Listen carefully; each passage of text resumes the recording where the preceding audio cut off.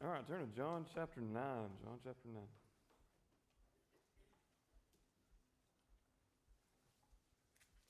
John chapter 9. Start reading in verse 1. John chapter 9. We'll read verses 1 through 3. As he passed by, he saw a man blind from birth. His disciples asked him, Rabbi, who sinned, this man or his parents, that he was born blind?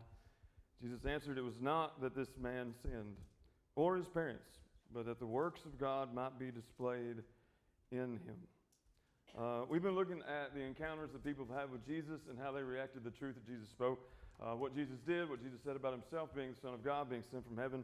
There's a very interesting thing that happens as we get into John chapter 9 and that we set up last week, that Jesus passes by a man who has been blind from birth in John 9 verse 1.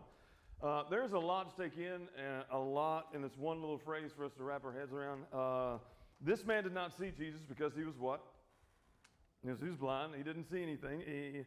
Jesus saw him, and Jesus sees this blind man and causes everyone to stop and have a conversation about or with this blind man. Now, that caused me to stop because with the busy schedules that people have today and the hectic things that we're doing with our lives a lot of times, it is very hard to stop and see anyone anymore. Now, what do I mean by that? It's very hard to stop and to really see people and get to know them very much anymore because we have so much that we think that we have to do during the day or get done. There was a guy who came in yesterday, stopped at Don's house, and Don brought him over here. I was in the middle of working on PowerPoint for Sunday, so I was going back and forth from the office, and then I hear Don talking to a guy back there, and I was walking down the side aisle, and I was wanting to get back up there and finish what I started because I wanted to start something and I really want to finish it, and I had to fight with myself to stop what I was doing and go back there and talk to him.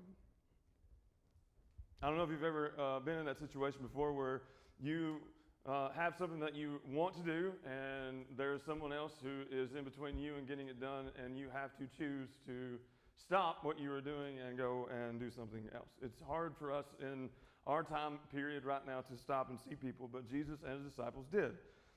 I'm sure Jesus was very busy when it came to what he was doing on this earth, but he did stop and he got into the lives of other people, which brings me to my next point. When Jesus looks at this man, Jesus knows what this man is suffering from and how long he has been suffering with it.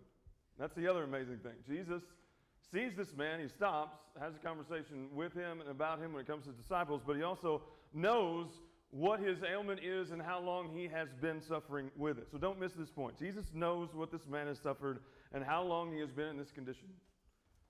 Back in John 2, verse 25, Jesus knew what was in man, all right? And we see that in other places when it comes to the Gospels, like Matthew chapter 9, verse 4, Luke 5, verse 22. Jesus was able to hear the reasoning of people's heart. They weren't speaking out loud. Jesus was reading their minds, or their hearts were open to him so he could hear what they were thinking, all right? Jesus is God in the flesh, and that means that he is able to control the storms on the Sea of Galilee. He is able to calm those seas. He's able to raise the dead. He's able to heal the sick, and to know the condition of each person that is around him. Jesus knows everyone around him. Everyone in this world, he knows. Jesus knew that this man was not only blind, and he wasn't blind from an accident, and he wasn't blind from some sickness that he contracted later on in life. Jesus knew that this man was born blind, and he had been blind his entire life. It comforts me to know that Jesus looks at me, and he doesn't just dismiss me. He really knows who I am and what I've gone through. He has seen my entire life, like reading a heaven-revealed chart of everything that I've ever suffered, every hurt, every pain, every joy, everything. It's not that anyone is ever lost in a sea of other people because God knows every single person he's ever created and every soul that he has ever created.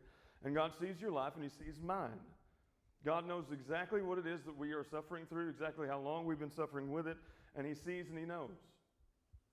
So before we get into the discussion, it's probably going to spare a few weeks if I had to guess. Any discussion on that? There's two things that I really wanted to zoom in on. That is Jesus sees and stops, and Jesus knows. All right? So anything before we go any further? Anything you want to add to that? It was kind of hard with a world full of people that he could see all of us at one time. Yeah.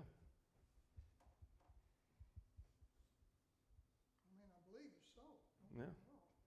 But it's just amazing that you take the world just, I mean, in this room right here, you know, he can see this all of us. We're just a minute I mean, just like in the Sermon on the Mount, he knows every sparrow that falls, every hair on your head is numbered by him. So it's not like he just knows where you are and you have a GPS locator that shows you where you are. Jesus knows very intimate details about you when it comes to your life that you don't even know.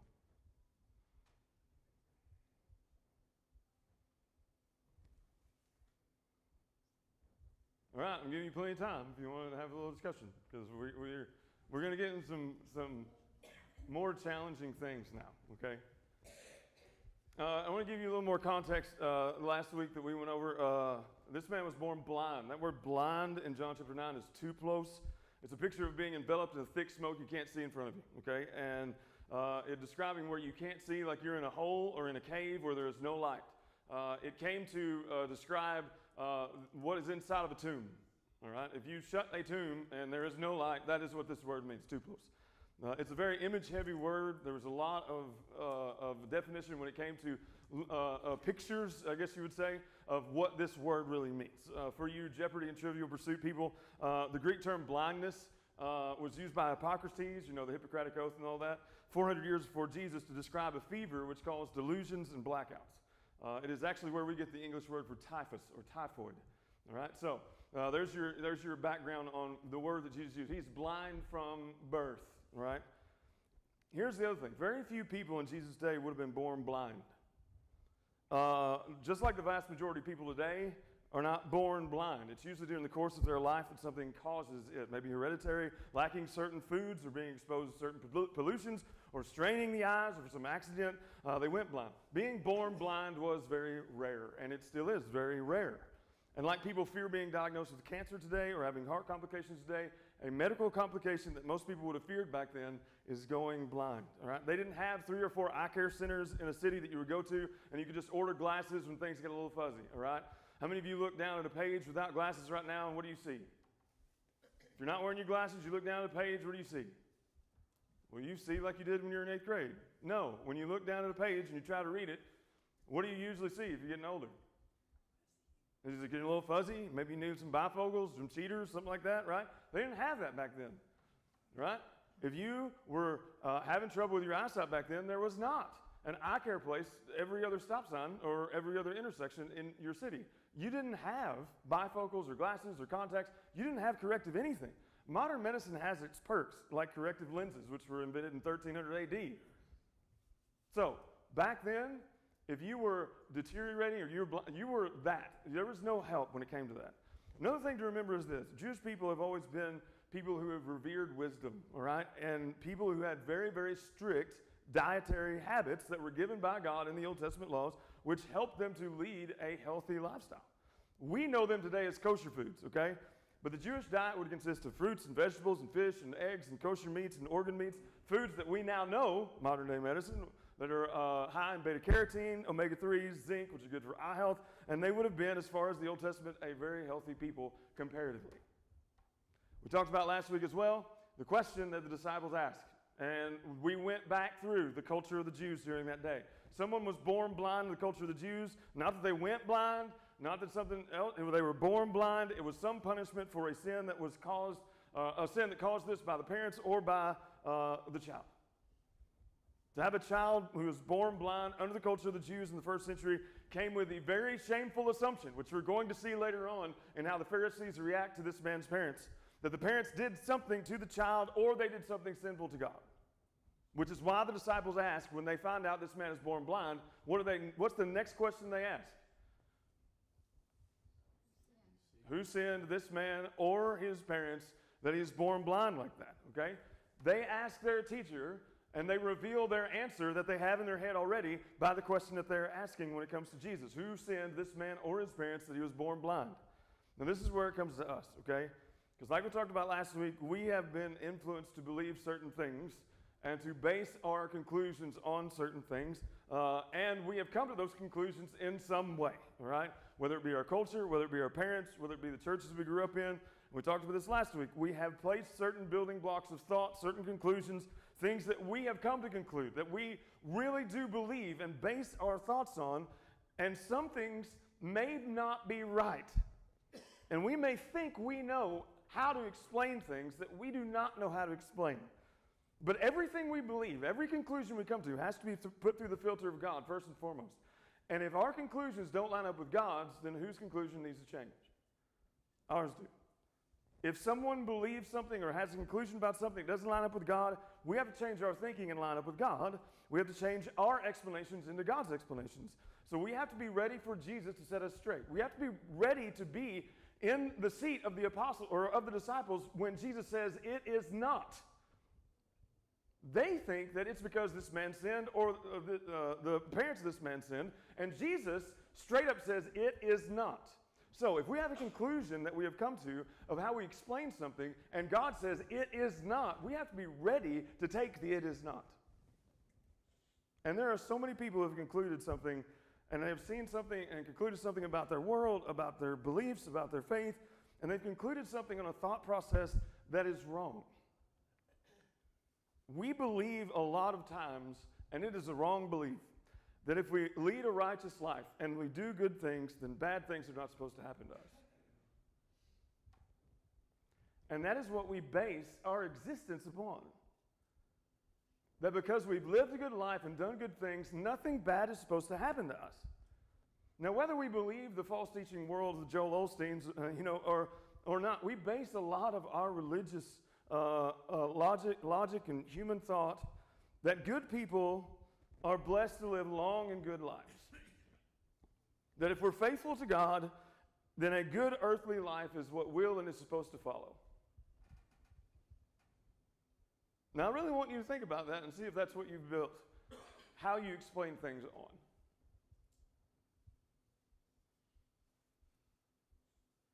Because we've all been influenced in some way by that. That because we've lived a good life and we've done good things, then we should live a blessed life. And there are so many people who have concluded that. And the thing is, we get used to living that way. Whether we think about it like that or not, we get used to living that way, and we get used to thinking that way until what happens to us? Something bad. Something comes along, makes us suffer, causes us pain, and our faulty foundation is exposed. And when that happens, we tend to blame God for not living up to our expectations of how we thought life should go. That God's ways are not lining up with our ways. Because we thought before that we knew how life should go. And we think that we know more than God does when it comes to how life should go and the explanation of how life should go. And God comes along and starts the explanation just like Jesus does with his disciples. Says, "It is not." The disciples thought the same thing in this text about suffering that a lot of us do. They believed that if this man was born blind and had suffered blindness for his entire life from the womb until now, someone sinned somewhere. There was some part of his life or his parents' life that was not righteous, that was not good, and God saw that and punished them. They thought, and their minds were infected with the thought that these parents, if they had more what? And you've heard this before. If they had more what? If they had more faith, if they had been more righteous, then they would have a normal seeing child. That if they were faithful, then they would not be suffering. And they try to explain with human reasoning and very limited human knowledge what should be left to God's infinite, divine, and limitless understanding. Our explanation to the question of each an individual scenario of suffering is like putting a hand towel over us to try to keep us warm during the wintertime, and it doesn't cover anything, okay?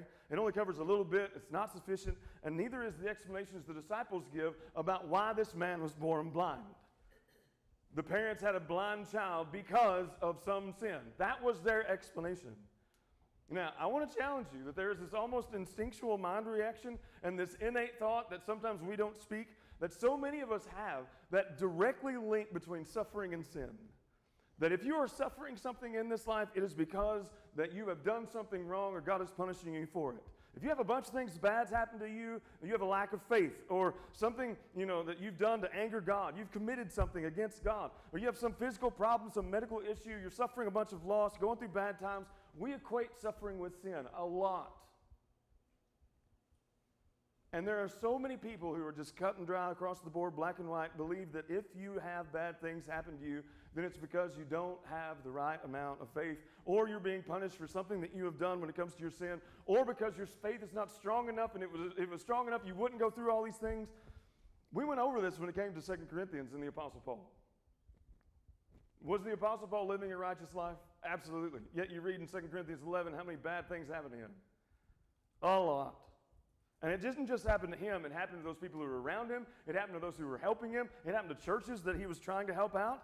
It wasn't because he was somehow unrighteous, and it wasn't because of some sin that he committed. Paul was even allowed to have a thorn in the flesh, and it was used by God for something that was good.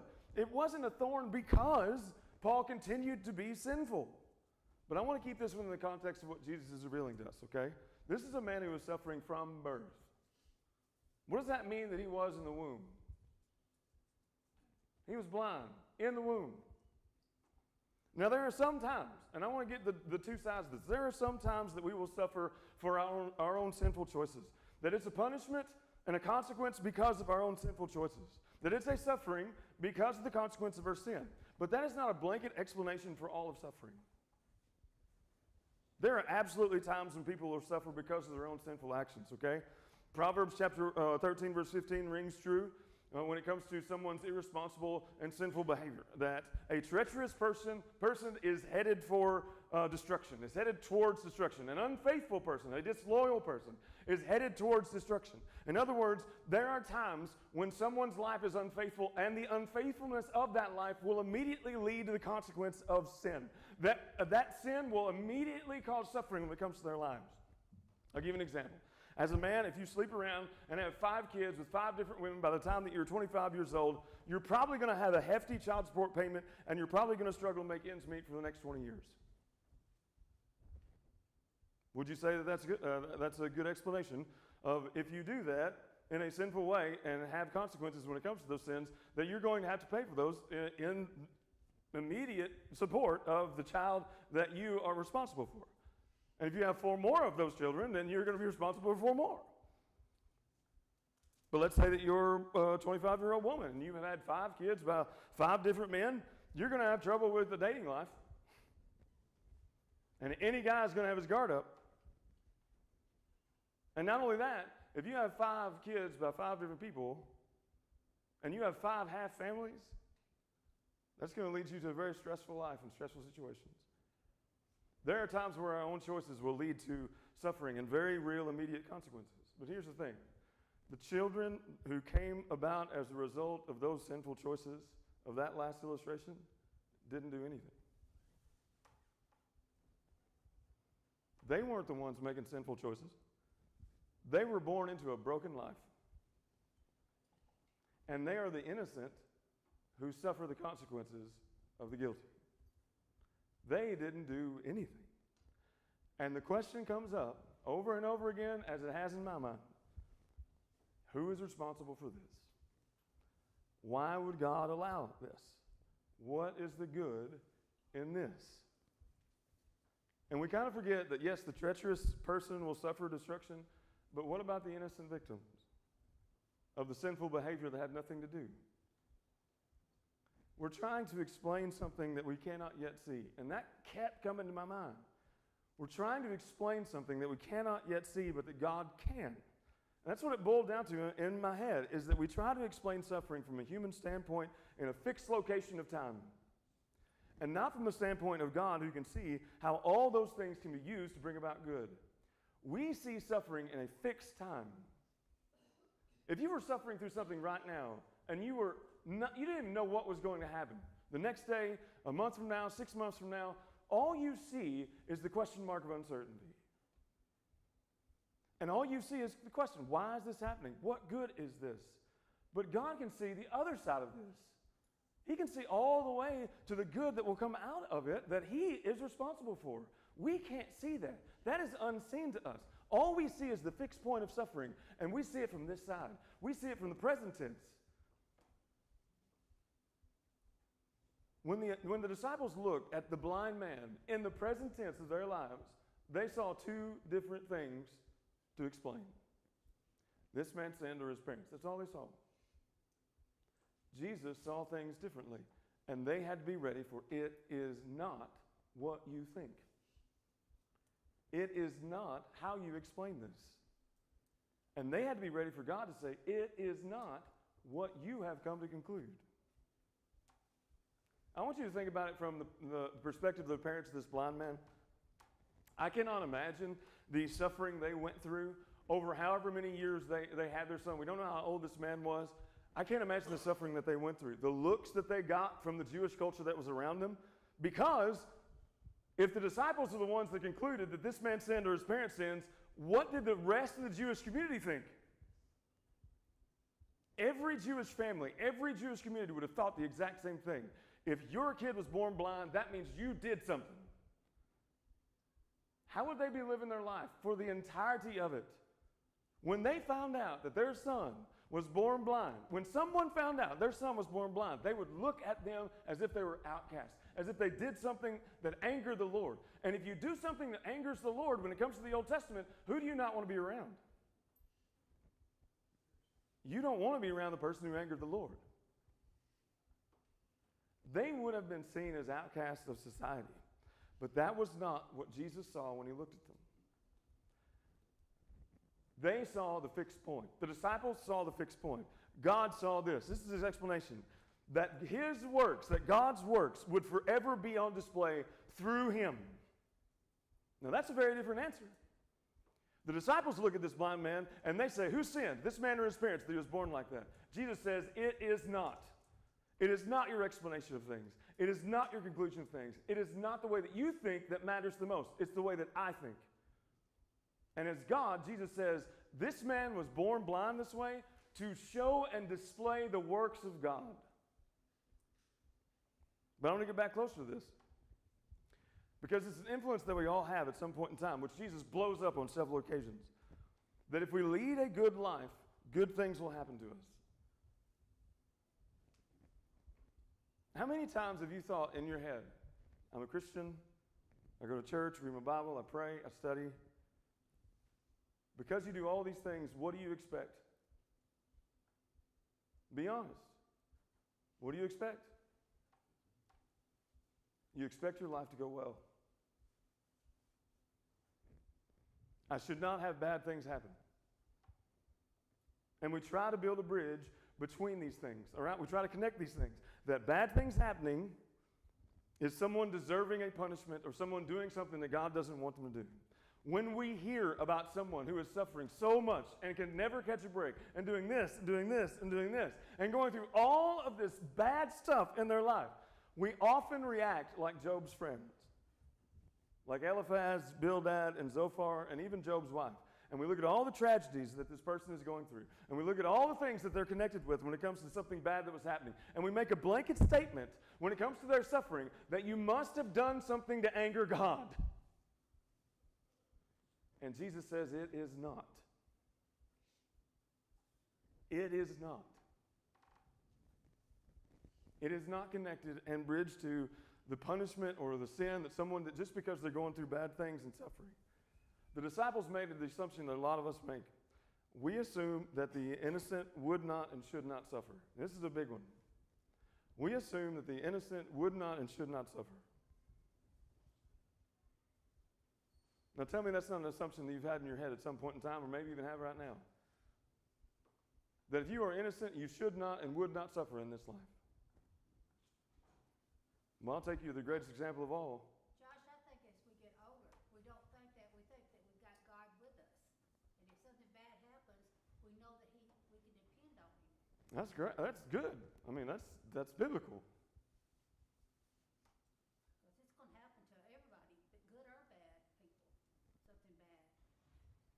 I mean, it is very biblical that God, when you see he can work good through all things. When you understand that, that's great. There are a lot of people who don't understand that. Because whenever someone sees suffering, that means that someone is being punished. And that's not necessarily the case. And you know the greatest example of all when it comes to the innocent suffering. Who's that? Job? New Testament. Greatest example of innocence in the entire Bible. Jesus. Was he innocent? Did he suffer? Well, and we're far from innocent. We are not even close to innocent. Children, innocent. Jesus was innocent. We are not. Yeah. I think Jesus comes to seek and save the lost, but the devil comes to seek and save, or seek the saved to be lost. So I think he tries to make us doubt, like Job. He picked on Job because he wanted to break him away from God. Yeah. We're always looking for an explanation. And we're going to talk about this in the invitation. When you're only looking for an explanation, what are you seeing? What are you looking past? The person who's suffering. What are you looking past? The opportunity to serve the person who's suffering. You're only looking for an explanation. The first thing the disciples do when they see this man is not to help him, not to stop and to see how he's doing, not to see if he wants something to eat. We don't hear of them, putting anything in his cup if he had one of those. The first thing that they do is what?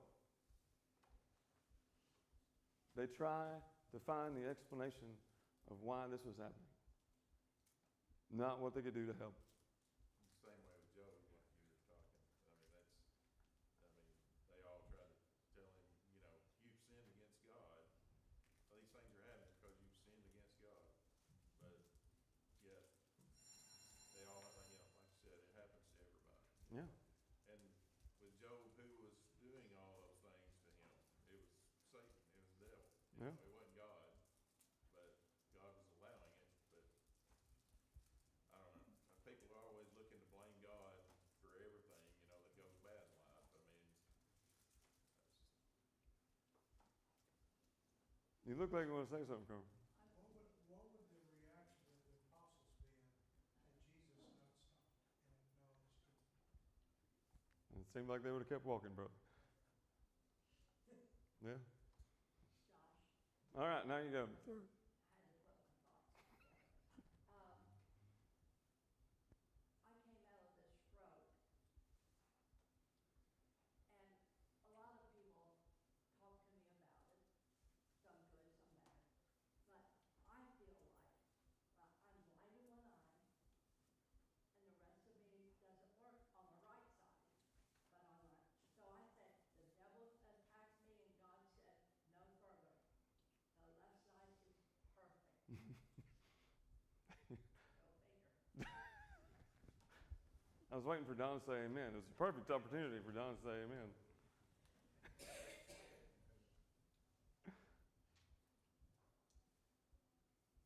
But there's one thing I want you to think about before we close, and we'll probably have this carried over to next week. This man was born blind. He was a baby that never saw anything. He was a kid that never saw a sunrise or a sunset. He never saw what his parents looked like. He never saw what he looked like. And we think that should never happen, because our explanation is better as we're looking at that one fixed point than God's explanation of how he's going to use it later.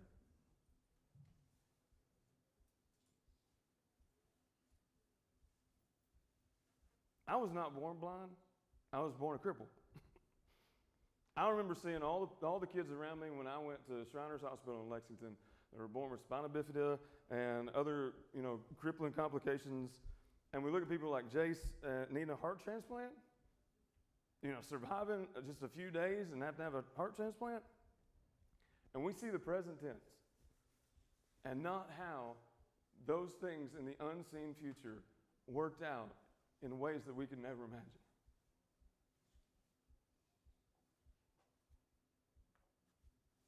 I mean, you look at Jace when that first happened, you look at him now, your view of him changes totally. And your view of what God has done changes totally.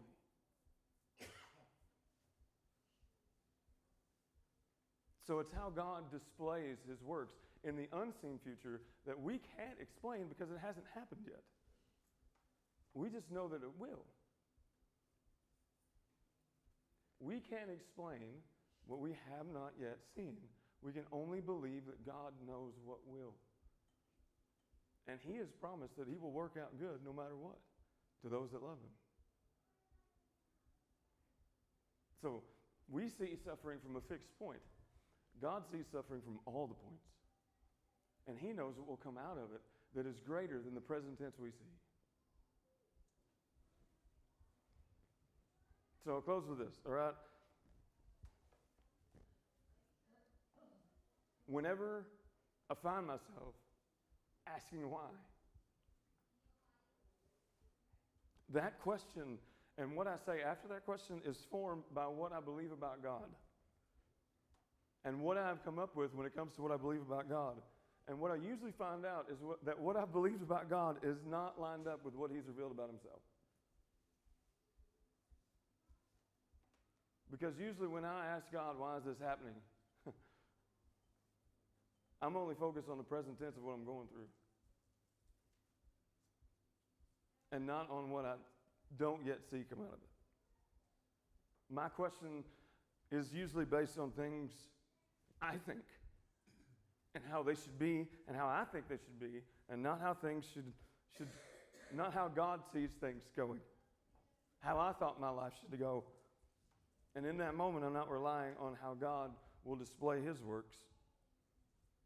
So I'm sure we'll talk about this more, but anybody got anything else? Maybe carry over into next week? Because there's a lot to go over when it comes to this passage. We've only gone through 3 verses in like 3 weeks, so it's good. I'm on par.